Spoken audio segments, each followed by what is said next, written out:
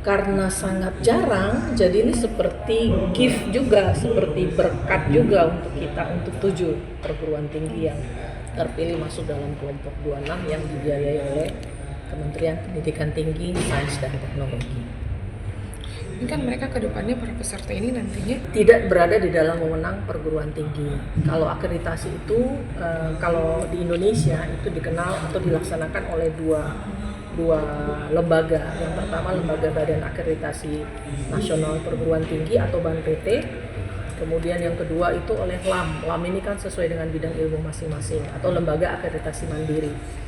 Nah, kalau yang sekarang kita lakukan ini auditor internal ini, ya auditor mutu internal ini memeriksa di dalam, mengevaluasi penjaminan mutu yang ada di dalam internal perguruan tinggi masing-masing.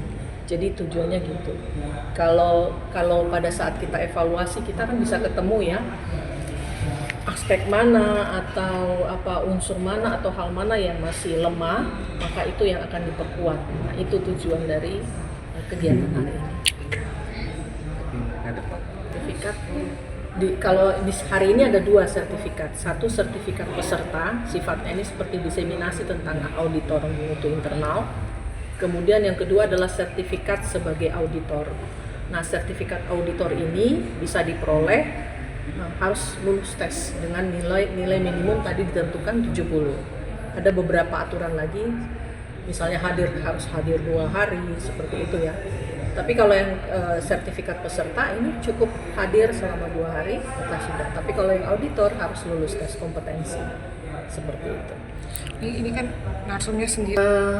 Harapan kami ya sebagai koordinator pelaksana dari kegiatan penguatan SPNI kelompok 26 di Papua, ya setiap orang yang sudah ditugaskan dari masing-masing perguruan tinggi peserta, kan ada 7 ya, itu mengikuti dengan serius. Harapannya adalah setelah dari sini seluruh dokumen SPNI yang diperlukan itu ditetapkan dan bisa dilaksanakan, disusun, ditetapkan dan bisa dilaksanakan oleh setiap PT dari peserta kegiatan ini. Itu harapan terbesar.